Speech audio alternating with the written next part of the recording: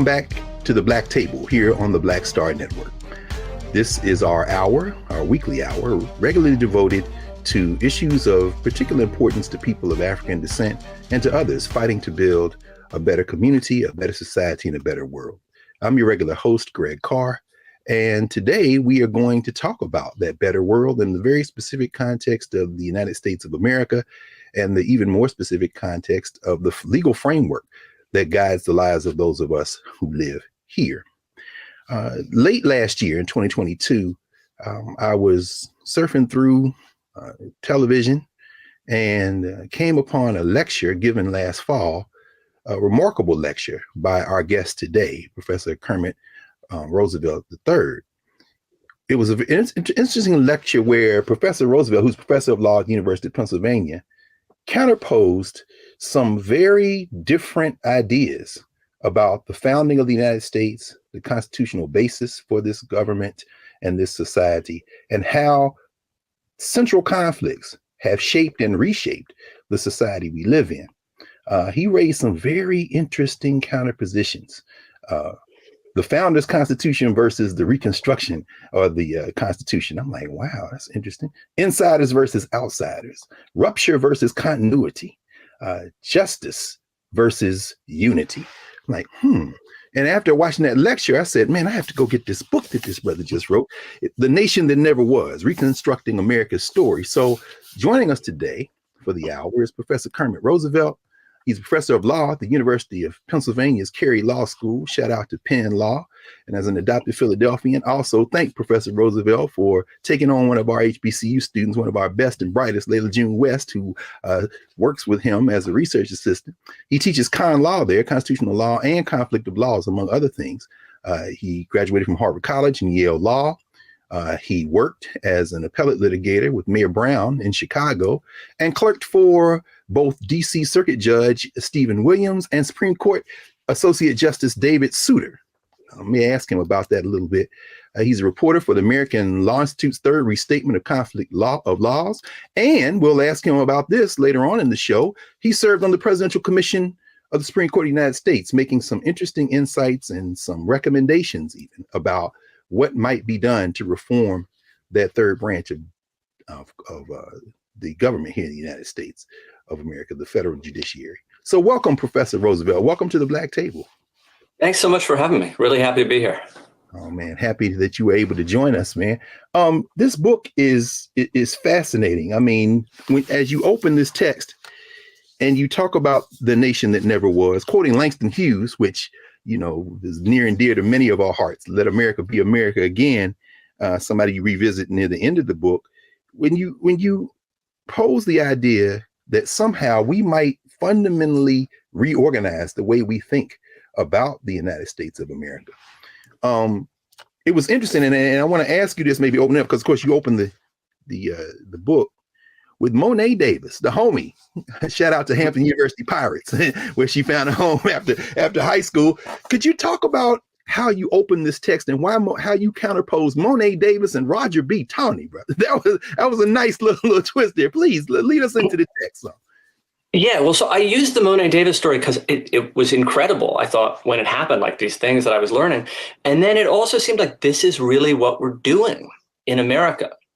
So Monet Davis, I'm sure a lot of people know, great success story from Philadelphia. She was the first girl to pitch a winning game in the Little League World Series. And like pictures of her were everywhere. Everyone was like, wow, it's so great. The Taney Dragons, this Philadelphia team, are doing so well. They made it all the way to the semifinals. And I was seeing pictures of her and I was like, oh, Taney, because it says Taney across her shirt because they play at the Mark Ward playground at Taney Street. Mm-hmm. And then I started looking into that a little bit more, and other people have pointed this out. It's not Taney, it's Tawney, because that street was named for Roger Tawney.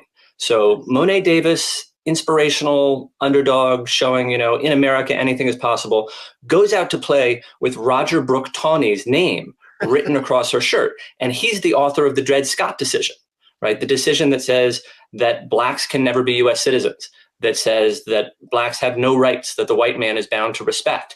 And so it's this stunning juxtaposition, right? Here's what we like to think about ourselves. We like to think America's a land of opportunity and talented people can achieve and all the doors are open. but we've tied it to this terrible, terrible repressive past. And then we've also sort of forgotten the significance of that. So people see the name Taney and they think, oh, it's something different now. And we can sort of get past that and we don't need to worry about it. But then the question that I was asking, and sort of what this book is about, is there a better way? Do we have to tie ourselves to this terrible past? And, it's very vivid with Monet Davis, but the story that we tell ourselves about America more generally, where Thomas Jefferson articulates our fundamental ideals in the Declaration of Independence, does the same thing, because you look a little bit more closely at Thomas Jefferson and you're like, wow, that guy enslaved his own children. Interesting that he's sort of the one who articulates America's deepest values. That's a problem. So can we solve that problem is the question. Interesting. And in 13 chapters with a tight bibliographic essay. And for those who might think that it would be daunting to read, they imagine this might be a treatise from a constitutional law professor. It is not that. You were very deliberate about that. In fact, you wrote to a much wider audience, and the language is compelling. It's very open. It's very inviting. And I encourage everyone to read this text and take this journey that you have us set on in the text. But in the process of doing that, you convene really a remarkable range of thinkers. I mean, Sean Wilentz, who I'm sure we'll talk about when you go into the No Property in Man thesis.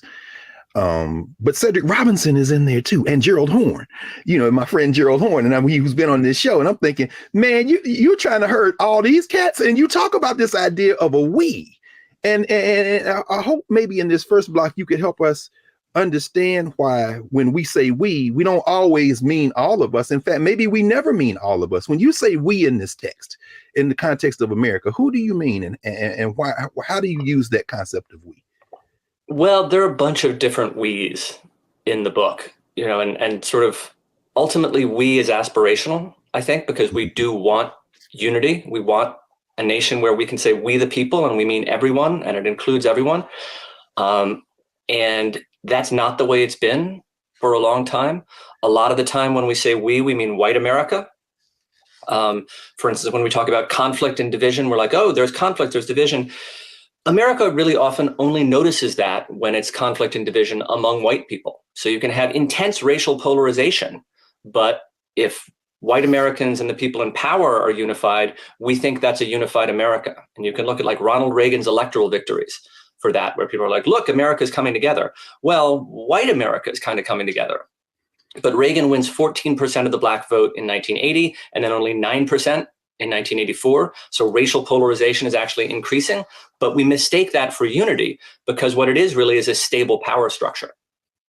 So, ultimately we want everyone together in the we. The second best thing is to get together the people who really believe in equality, I think, because that's more inclusive.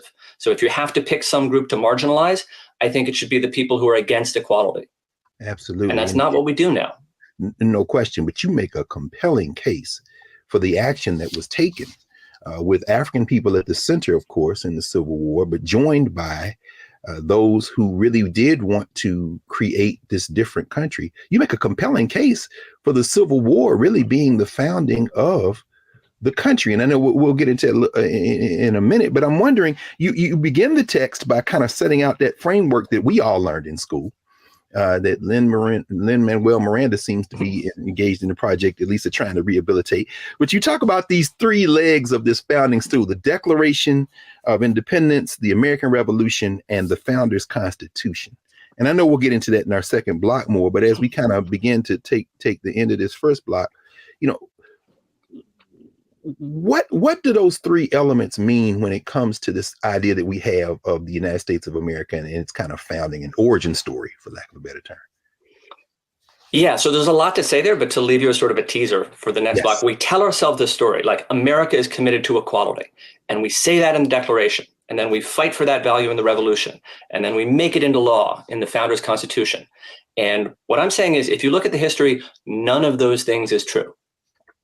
But we can tell a different story.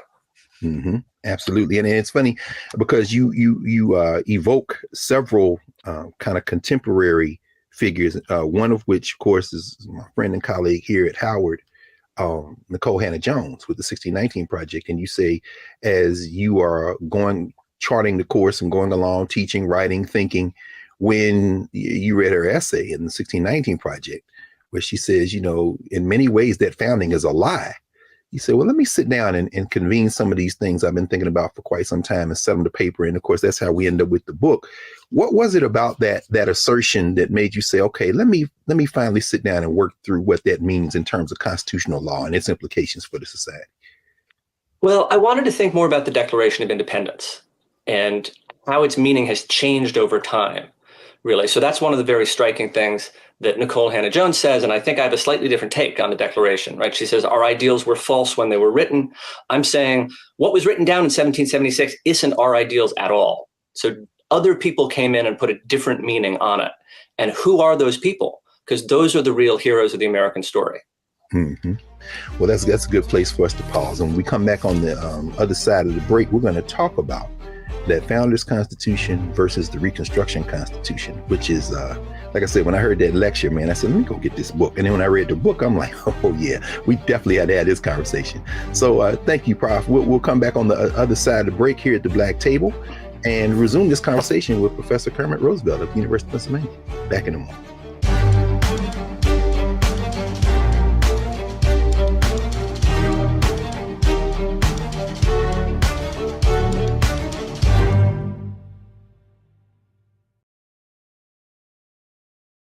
Black Star Network is here. Oh, no punch! I'm real revolutionary right now. Thank you for being the voice of Black America. All momentum we have now, we have to keep this going. The video looks phenomenal. See, there's a difference between Black Star Network and Black-owned media and something like CNN. You can't be Black-owned media and be scared. It's time to be smart. Bring your eyeballs home. You dig?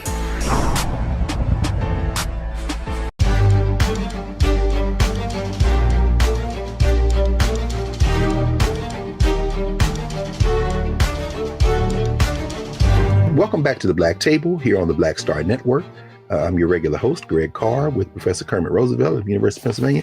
Prof, you walked us right up to rewriting all that history we learned kindergarten to 12th grader as, was it Howard Zinn that said, or was it Herbert Apthex? I'm trying to remember. Well, when you get a PhD, it's basically what you learn in elementary school with footnotes. But this narrative, it seems, is hard to break, man. So walk us through, in the first chapters, you talk about this question of the exclusive declaration and the ambiguous revolution.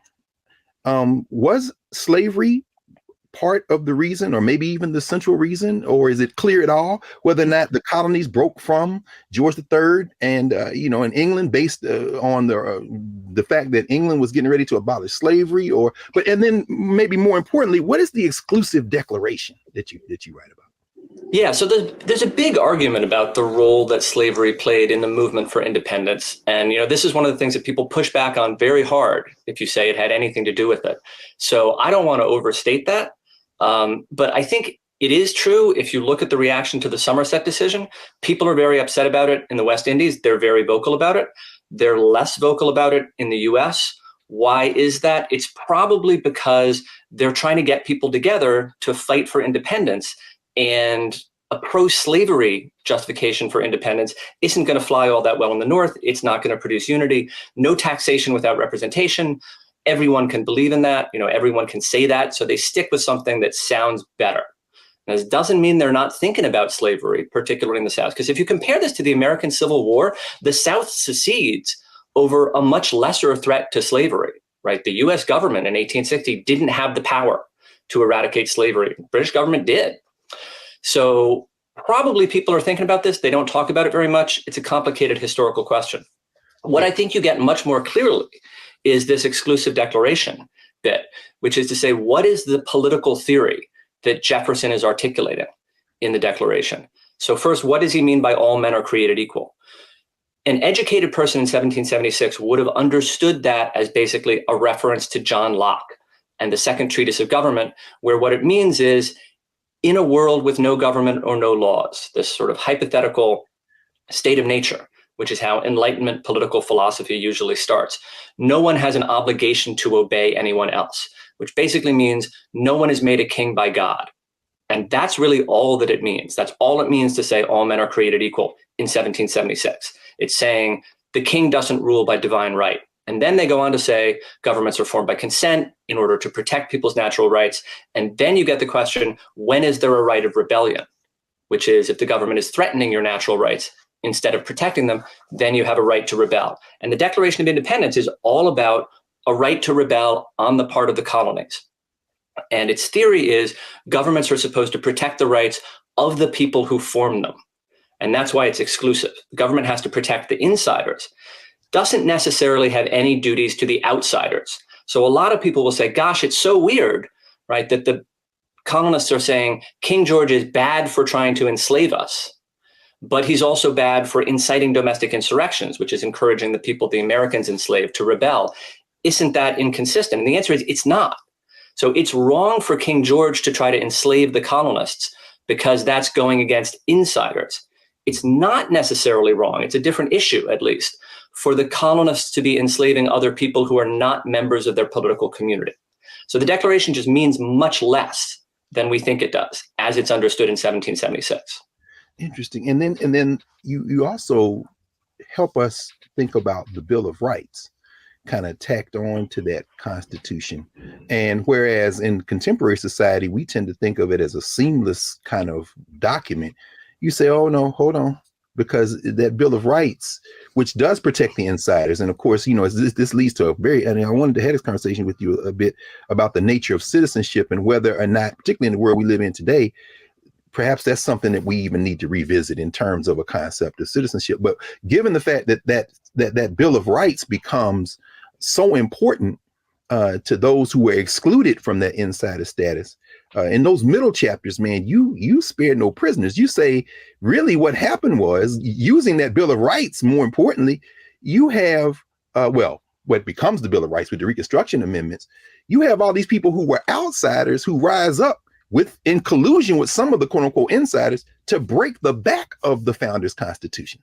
And I know we'll get more into that in the next section, but could you walk us through that logic as you say, we're reading this wrong. It isn't Jefferson. It's really the Lincoln era that we should be focusing on as the point of departure for the country we live in now.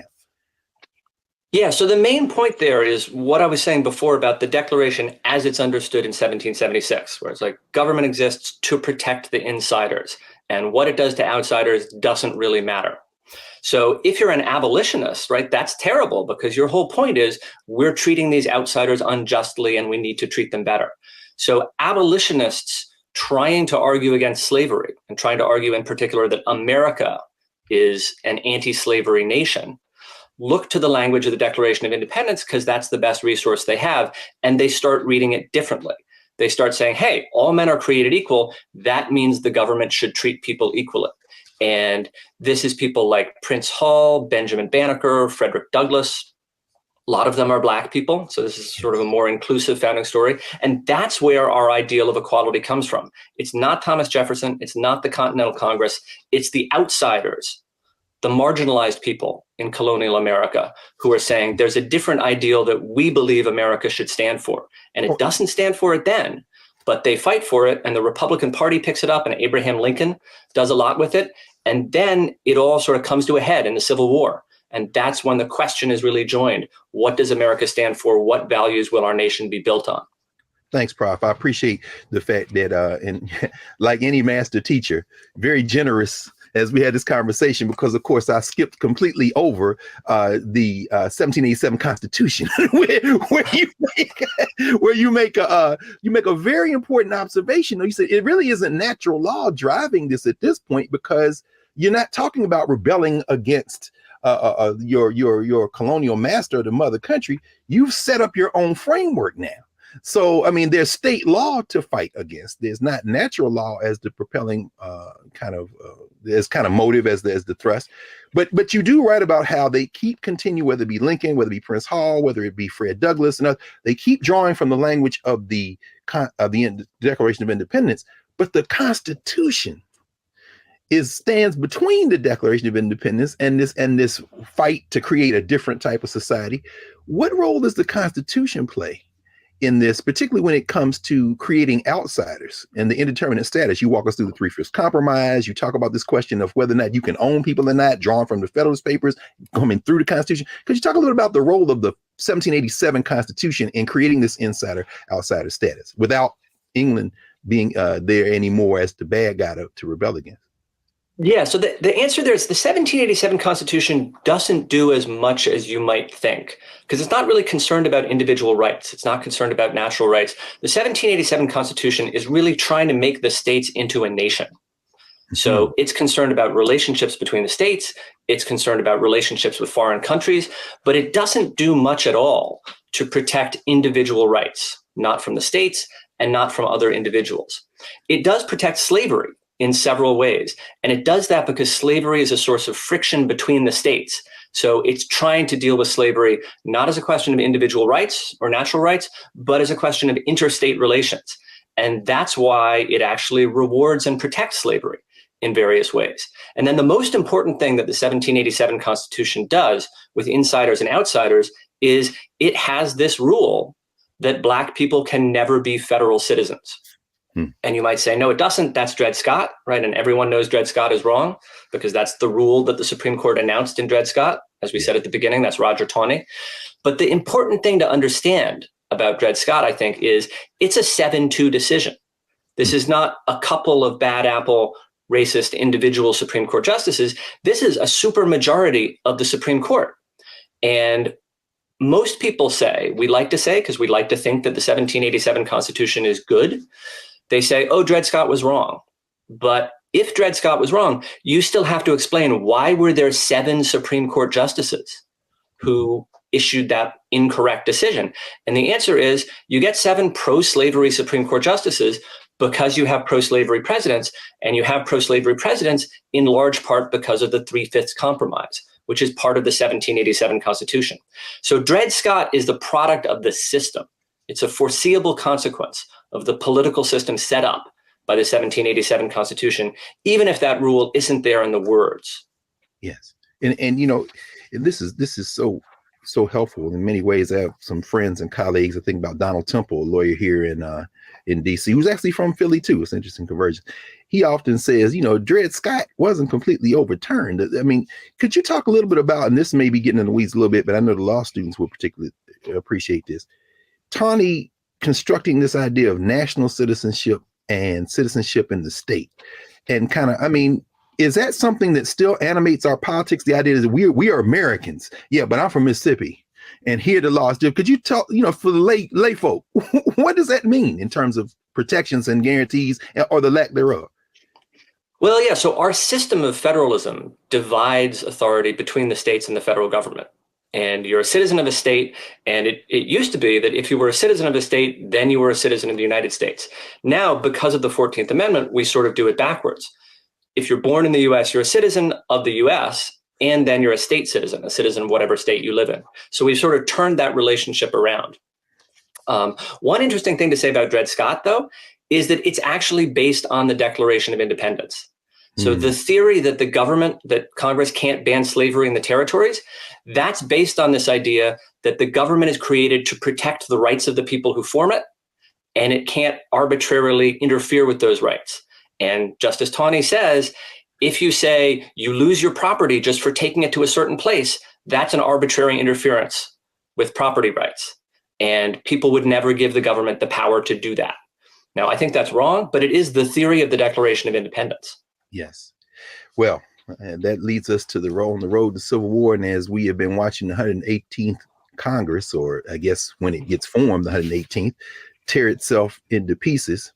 And everybody's saying, well, this hasn't happened in 100 years. And before that, it was in the mid 1850s. It's like, yeah, that is probably something that we probably should revisit, or at least look at a little bit more closely, given what you've written, because that was the decade, of course, of Dred Scott and John C. Calhoun and everything that led to the Civil War. When we come back, Prof, I'm very much looking forward to these middle chapters where you write very convincingly about the coalition of folk who rose up and broke the back of that founder's constitution in the Civil War, and made the possibility of a different type of society stand up.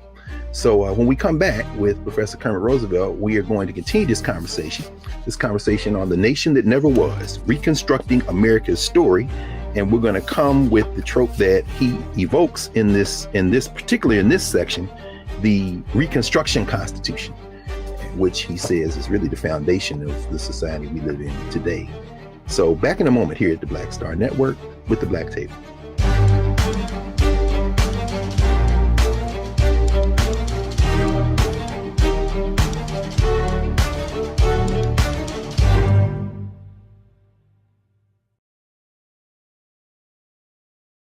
Don't you think it's time to get wealthy? I'm Deborah Owens, America's Wealth Coach, and my new show on the Black Star Network focuses on the things your financial advisor or bank isn't telling you. So watch Get Wealthy on the Black Star Network.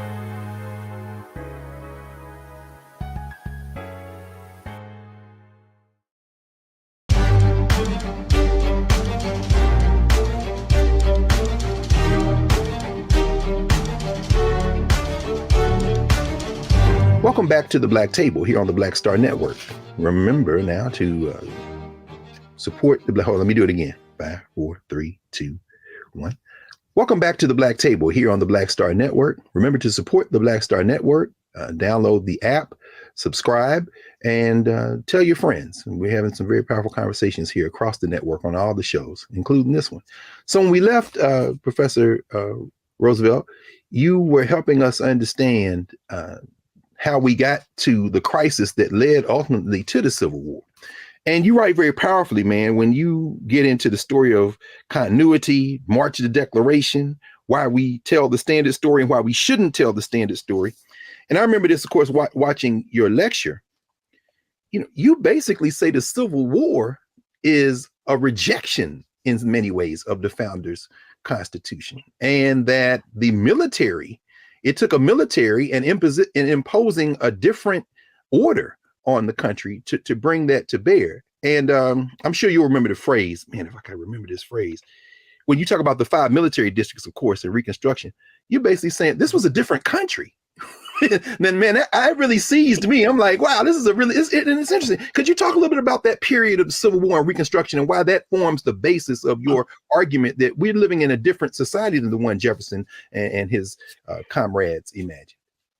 Yeah, so the essence of the standard story, as I describe it, is this idea of continuity, right? That our ideals are articulated in 1776, and then we fight for them, and we realize them imperfectly at first, but we work towards them. And it's like the same America with the same values. And what I'm saying is, think about what the values are in the founding. So you got the Declaration of Independence, which says, if you don't think your government is working, you can change it, right? If you think your government is going against the rights that you wanted it to protect, you can change it. So that's obviously exactly what the South is doing. Right? The South signs up, they join the Union, they negotiate protections for slavery in the Constitution, and now they think, not entirely unreasonably, the nation has turned against us, right? Because the Republican Party wants to end slavery. So the Southern states say, we're going to declare independence and start over, and they invoke the Declaration of Independence. And Lincoln rejects that. Lincoln says, I'm going to use military force to make you stay in the Union. And then, with respect to the founders' Constitution, the thing to think about there is who are the good guys and who are the bad guys, according to the founders, according to the understanding of 1787. And the answer is they think the states are the good guys. They think the federal government is the threat to liberty because they're thinking about the revolution, where the states, of course, are the good guys and the state militias fight off the redcoats.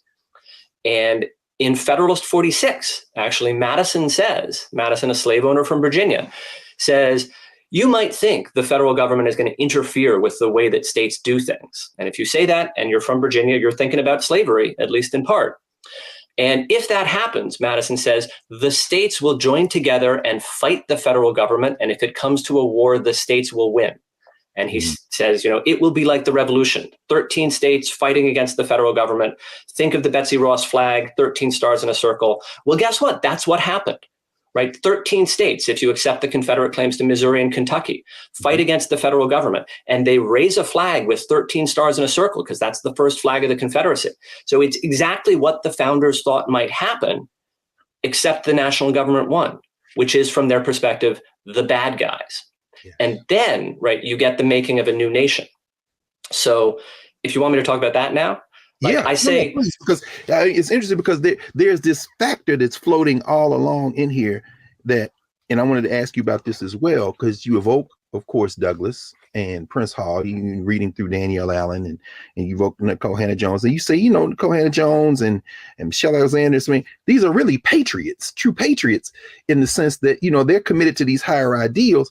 And I thought about that, and I thought about all those Black people, Robert Small and all them 189,000 cats that fought for the Union in uniform, and the many others who just ran away. Carter G. Woodson's grandparents and father, in fact, and who escaped. And I'm wondering, that X factor, why do you think these Black folk, indigenous people, others who are quote unquote outsiders, what were they fighting for? Was it the ideal in your mind of the original Declaration? Was it these broader, or was there something else animating their actions? Because ultimately they are in league with Lincoln and others, and they saved the Union, but helped save the Union. Yeah, well, so I think it's a belief in, a nation that never was. It's a belief in America, an America that can be, but never has been, as Langston Hughes says. And this is where, I agree with Nicole Hannah-Jones the most, I think, when she says people sort of tell a story where it looks like Black people are the problem in the story of America. And the standard story is we have these ideals, but we don't quite live up to them because slavery is a problem. And if there were no Black people in the story, it would go a lot better. And that's completely wrong, because where our ideals really come from is the fight against slavery, led in large part and fought in large part by Black people. And we wouldn't have those values if we didn't have Black people fighting for their freedom and the freedom of others. And we wouldn't have the 14th Amendment, which is what makes the Bill of Rights meaningful when it starts giving you rights against the states and not just the federal government. We wouldn't have the 14th Amendment if it hadn't been necessary to protect the rights of formerly enslaved people once they become citizens. And why do they become citizens? They become citizens because Black people fight in the Civil War. So it's the choice of Black people to risk their lives for a nation that has given them nothing, right? A nation that has taken from them, in the hopes that they can make this just nation, that exists really only in people's imagination at the time and in sort of political rhetoric, but has never been. It's that sacrifice that sets us on the path to everything that is great about America that we celebrate now in terms of our Constitution. Interesting. And I think about this, and I know we'll talk about this in a minute, because you talk about the rejection of Reconstruction through redemption. And I think about, of course, our late colleague, the great Derek Bell, who talks about the principle of the involuntary sacrifice, where whiteness kind of reconvenes. And in part, it reconvenes by rejecting this promise that is fought for so difficult. It's fought for so passionately by these people of African descent. But before we get to that, because I want to talk about that, the rejection of Reconstruction, and which kind of in some ways moves on to today, goes through today. Could you talk a little bit about how you conceive this war as a battle that really has what is the United States, the Union, and people of African descent and those fighting to get out of enslavement reject not only the Founders' Constitution in many ways, but impose their will on a South that has decided that we are really more true to the Declaration of Independence. I mean, you really line it out, and I guess more so, in chapter 9, why we shouldn't tell the standard story. For those who remember that history, but remember it probably not in the way that you put it together in terms of narrative.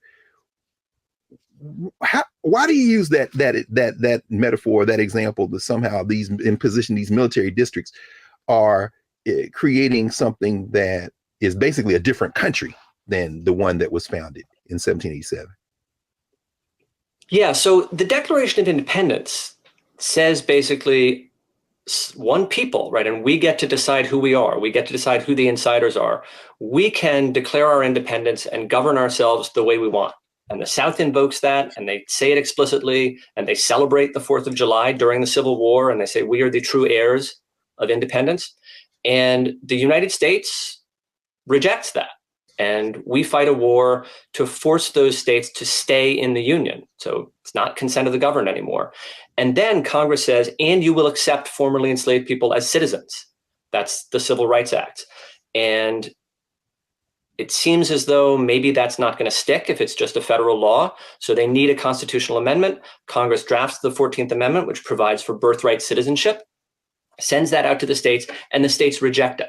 And actually, not just the southern states, Maryland and Delaware reject it too. So this is something that people, I think, really widely do not understand. In 1867, the 14th Amendment is dead. It is not going to get ratified by 3/4 of the states. And that's when Congress dissolves the governments in the former Confederate states, turns them into military districts, and makes them write new constitutions with the formerly enslaved participating. So now you've got a new political community, you've got a new set of people, and you've got a new political structure, and you've got different people in power. And that's what I say is making new states. So they've got the same borders, but they've got a different body of citizens. They've got a different political structure. They've got a different set of people in power. If you think that a state is anything other than its names and its border, that's a different state. And those are the states that ratified the 14th Amendment. And that's what I say makes us a new nation. That is remarkable. And I'm sure some of our regular viewers, including those who are connected to the Zen education program, my friend Deb Mencard and others who have been pushing for the last several years a Teach Reconstruction curriculum, are elated to hear you talk about this. It's very important. In fact, one of the central figures in there, of course, is our colleague Hassan Kwame Jeffries, whose brother just got named a minority leader in the Democratic Party in Congress. Hassan out there at Ohio State. Reconstruction, man. I mean, how important is it for particularly K-12 curricula and folk here in the United States? How important is it for us to really teach and learn Reconstruction as a part of this kind of imagining a different country? Well, Reconstruction is the birth of America. Like, that's my whole thesis. That's where our values come from. I mean, they're articulated in the struggle against slavery, but they don't enter the Constitution until Reconstruction. And that's what gives us rights against the states. That's what sets up the whole model of federal rights that protect you from state governments, which is where all of our big important constitutional law cases come from. So, if you ask people, what's a great constitutional law decision? And they say Brown v. Board of Education, or they say Loving against Virginia, or Roe v. Wade, or Miranda.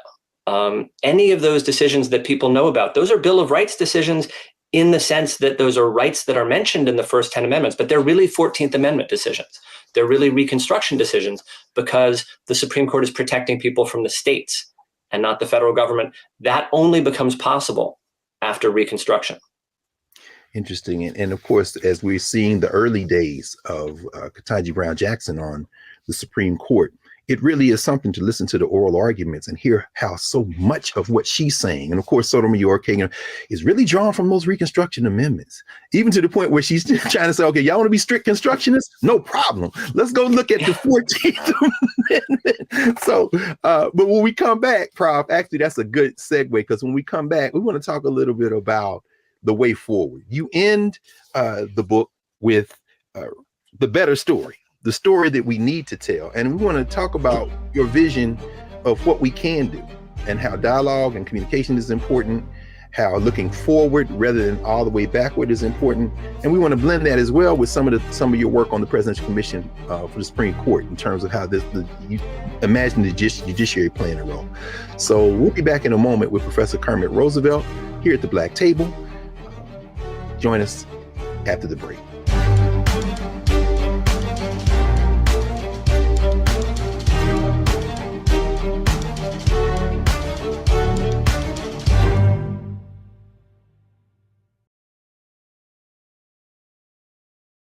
When you talk about blackness and what happens in black culture, we're about covering these things that matter to us, speaking to our issues and concerns. This is a genuine people-powered movement. There's a lot of stuff that we're not getting. You get it, and you spread the word. We wish to plead our own cause. Too long have others spoken for us. We cannot tell our own story if we can't pay for it. This is about covering us. Invest in black-owned media. Your dollars matter. We don't have to keep asking them to cover our stuff. So please support us in what we do, folks. We want to hit 2,000 people, $50 this month, raise $100,000. We're behind 100,000, so we want to hit that. Y'all money makes this possible. Checks and money orders go to P.O. Box 57196, Washington, D.C. 20037-0196. The Cash App is $RM Unfiltered. PayPal is R Martin Unfiltered. Venmo is RM Unfiltered. Zelle is Roland at RolandSMartin.com.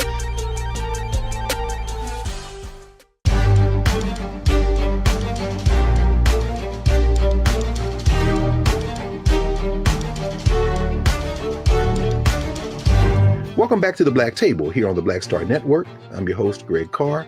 Remember to support the Black Star Network. All of our shows, our network got some big things in store in 2023. And we're finishing up today with Professor Kermit Roosevelt, Professor of Law at the University of Pennsylvania. Prof, you have been knee-deep in some very important conversations over the last couple of years. Of course, there's been a big clamor about the Supreme Court. And if you want to maybe mention some of the ways that we get to today after Reconstruction, whether it be the post-World War II movements of the court, the kind of clawback after Reconstruction and the redemption as the court begins to kind of try to reestablish that earlier arc in terms of trying to keep people outside of the legal universe here in the United States. But as you envision a different story, a better story, as you say, moving forward, how do we do that? I mean, in your mind, how do we imagine a country that does draw from that Reconstruction Constitution and rejects the kind of clawbacks and continues to move forward to create a different kind of society? Well, so the better story part, that's pretty simple. Like our standard story has this three-part structure where there's a short document that states our ideals. It's the Declaration of Independence. There's a war that's fought for those ideals. It's the Civil War. There's a longer document that makes those ideals into law. It's the 1787 Constitution. And what I'm saying is basically none of that is true if you look at it closely. But we can tell the same story because there is a short document that states our ideals. It's the Gettysburg Address. And you can memorize the whole thing. No one memorizes the entire Declaration of Independence. And then there's a war that's fought for those ideals. It's the Civil War. And then there's a longer document that makes them into law. It's the Reconstruction Constitution. And we can tell the story and we can be honest about what really happened, which is the problem that we're having with our standard story. We can tell it honestly, and it's still inspirational because our values really do come from a struggle against slavery. And America really is born in a war for liberty. And it's the war that ends slavery. There's all these things we want to say about the revolution and the Declaration, but they're not quite true and people, won't accept it anymore. So the better story, that's pretty easy. How do we actually live out those values and make them real? Well, that's harder because we get these expressions of idealism and we get these moves towards a more democratic society, and then there's a backlash. And the backlash to the first Reconstruction is redemption, which is basically the regional takeover of a white supremacist minority, often, sometimes majority. But a national minority takes over a region of the country, reimposes racial hierarchy. That's the first redemption. That's the overthrow of Reconstruction, when federal military support goes away, and basically white supremacist terrorists overthrow the legitimate governments of a large part of the country. Then, for various reasons, there's not a lot of progress for almost 100 years, but in the post-World War II era, the civil rights movement and the second Reconstruction come along, and again, we move in the direction of equality. But again, there's a backlash, and this time it's national. So now racial hierarchy is being restored at the national level.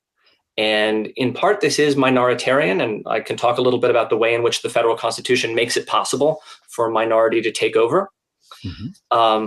But basically, it's about trying to reinstall racial hierarchy in kind of an insider-outsider way and cutting government benefits so that they don't go to the wrong people because you don't want to acknowledge that those people are insiders and equals. And this is all best understood, I think, as the second redemption. It's a reaction to the second Reconstruction. It starts with the Reagan presidency. It's tied to originalism, which is an embracing of founding values and a rejection of Reconstruction, basically, because that's what the Warren Court was doing, Reconstruction.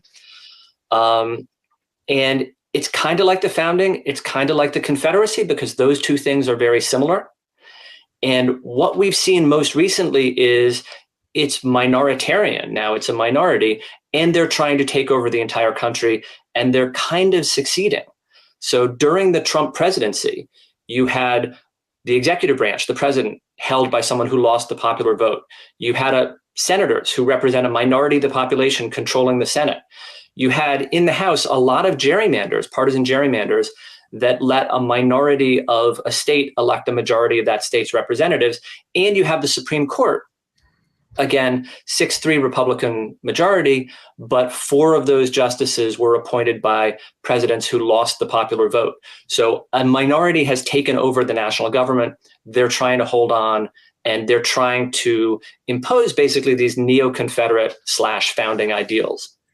And it's interesting as you line this out, and as you've just said, this movement sees itself as being faithful, being true to the origins of the country. And you talk about the idea of individualism versus collectivity. I mean, the idea of redistribution and taxation. They say, no, we're against that. Say, no, that was revisited in the mid-19th century. So, I mean, but this question of unity versus justice. I mean, the whole that we're being patriotic. No, you're not being patriotic. What about justice? No, what about all of us? No, inclusivity isn't at the heart of this.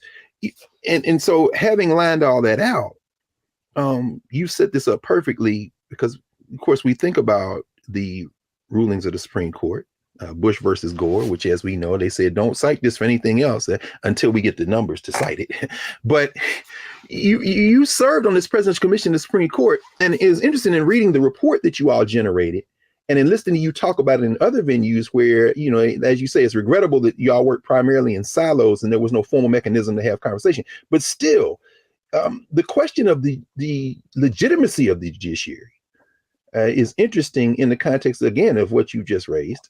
And you write in the book that, you know, the senators from the 3 largest states and the senators from the 61 smallest states have to have votes. And it's like, wait a minute, you outclassed us. You talk about the electoral college and this question of legitimacy. It's one thing when you talk about electoral politics and you're talking about, of course, the legislative branch, the executive branch, but you say now that the judiciary has the potential to have its legitimacy undermined as a result of this kind of minoritarian rule in pursuit of this imaginary origin story that has some legitimacy if we look at it in terms of the structures that we have.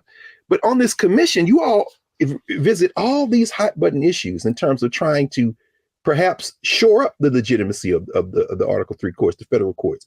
Everything from the size of the courts to potentially term limits, questions of expanding the court, maybe restricting jurisdiction, dealing with questions of procedure. Could you talk a little bit about how we might even reimagine the courts at this moment when clearly the people in the country don't match the framework of the country in terms of this kind of ongoing battle? Yeah, so the basic problem with the Supreme Court, I think, is that the drafters of the Constitution didn't anticipate political parties. So they left the appointment of Supreme Court justices sort of up to chance. Like, how many appointments does a president get? Well, it depends on who retires or dies. And if you don't have political parties, that's okay, because the justices that one president will appoint aren't that different from the justices that another president will appoint. But if you do have political parties and the nation is polarized and the legal elite is polarized, which didn't used to be the case, then you get political influence on the appointments and you get justices embodying very different constitutional visions. So you've got sort of like the constitutional vision of Reconstruction, which is more the Democratic Party, and that's like Ketanji Brown Jackson. And then you've got the constitutional vision of the founding, which is a lot like the Confederacy, I keep saying. So, you know, if you look at January 6th, there are people flying Revolutionary War flags. There are people notoriously flying Confederate battle flags. They're marching happily together, and that shouldn't surprise anyone, right? Because those are very similar ideologies. So the problem is that it's possible now for a minority to capture the Supreme Court. So you've got your popular vote losing president, you've got your senators representing a minority of the American people, if timing works out for them, they can still appoint a majority of the Supreme Court. That's exactly what happened. And then the sitting justices time their retirements. They can hold the Supreme Court forever, basically. If the Republican Party wins 1 out of every 3 or even 1 out of every 4 presidential elections, and the justices just retire under Republican presidents, that branch of government is controlled forever by the Republican Party. Right? And that's not the way it should work in a democracy. So ultimately, the composition of the courts should be responsive to presidential elections. And the way to get there is term limits. So if you make each justice serve in active duty for 18 years, each president gets 2 appointments, then eventually the composition of the Supreme Court comes back in line with the outcome of national elections, which is the fairest and most democratic way to do it. Interesting. I mean, and I know we only have a couple of minutes left. There's so many more questions I want to ask you. I mean, in chapter 13, as you ended, and I love the way you write, say, making a more just nation is not about returning to our origins or making America anything again. It is about making America. That is all. That is everything. You know, as we think about these demographic shifts in the country, and you write about the South, you know, I'm reminded of somebody who you rely upon a great deal throughout the narrative, which is, of course, W.B. Du Bois in Black Reconstruction, and the talk he gave in South Carolina, I think it was in the mid-1940s, called Behold the Land, where he says the future of the country is in the South. And then, of course, our colleague Imani Perry writes about that in her recent book on turning on America in the South. Any thoughts on how demographics may force this question in a way that couldn't have been anticipated in the 19th century? Shifts in demographics, or you know, is the South irretrievably lost? Or are some of these states that are now tipping the scale, are they, you know, how can they be reformed? And is it a local state question? Is it a question of organizing? I mean, any thoughts on any of that? Well, I don't think the South is irretrievably lost. I mean, I wouldn't want to say that anything is irretrievably lost. No question. I would worry more about the really rural states, you know, because that's where you've got a greater disparity, I think, now. And you've got less potential for demographic shifts. So demographics, I think, are very encouraging. You know, if you look at younger voters, they're more Reconstruction oriented than founding oriented, right? They're more pro-equality, I would say. And the millennials seem to be staying that way, right? They're not getting more conservative as they get older. And then we're getting increasing racial diversity. So I think the demographics are very positive. And what we're seeing now is really sort of a reaction to that. There's a temporary white majority that sees its majority status imperiled and is worried about losing political power. And we're seeing the last desperate attempt to hold on. And I think eventually that's going to lose. It's just a question of how long it takes and what form it takes. Mm-hmm.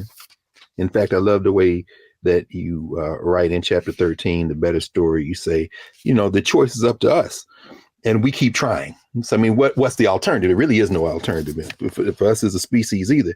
Probably want to thank you for joining us. And maybe we got about 30 seconds in. You're a fiction writer as well. I know when I went to law school, the big writer was Scott Turow. After 1L, he started writing all those novels. And I got a copy in The Shadow of the Law here, man. I said, oh, I have one of Professor Roosevelt's books here. Could you talk a minute about your work in fiction? You mentioned Allegiance, for example. And I mean, why take fiction on? It's just a way to another way to narrate stories, man. Well, I think that stories are really the way that you change people. So, you know, you tell people a story and they learn from that in a way that they don't necessarily accept analytical arguments. So like if you're trying to change the way that people think about the world or people think about the nation, I think that stories are really important. And that's kind of part of the point of The Nation That Never Was, is we tell ourselves these stories about who we are and where we come from and who our heroes are. And the story that we're telling ourselves now is not the right story. Historically, it's not very accurate. And also it teaches us bad lessons about who we should believe in and what we should do. Absolutely. Well, we want to thank you, Prof, not only for your work generally, for this book, The Nation That Never Was, for your continuing work, service not only to the country, but to our greater humanity. And for those of us at HBCUs, and there's a lot of HBCU students up there at Penn, I mentioned Layla, who came from Howard. Thank you all for strengthening that pipeline, because, you know, you're literally living out what we're going to have to do to make America, as opposed to make America great again. So thank you again, Professor Roosevelt. Yeah, thank you so much. Of course. So we'll be back in a moment to clear the table, and we'll get ready for next week here at the Black Table on the Black Star Network. Back in a moment.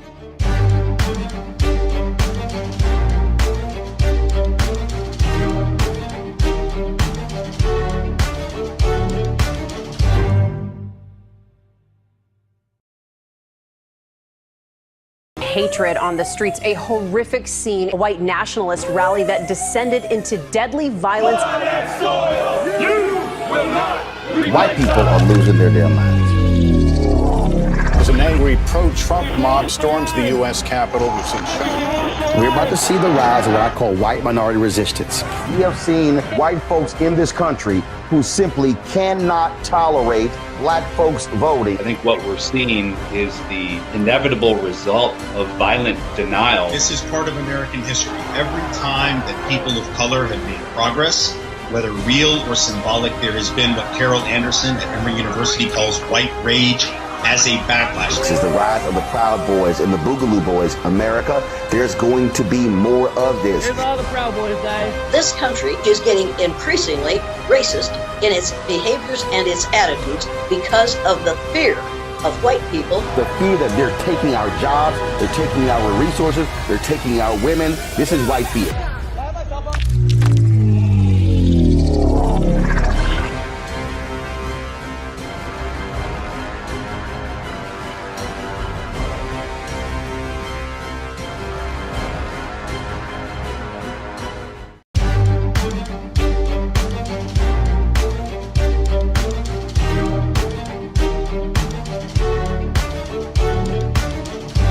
In 1896, W.E.B. Du Bois was appointed an assistant instructor at the University of Pennsylvania, the institution that our guest today, Professor Kermit Roosevelt, works at today.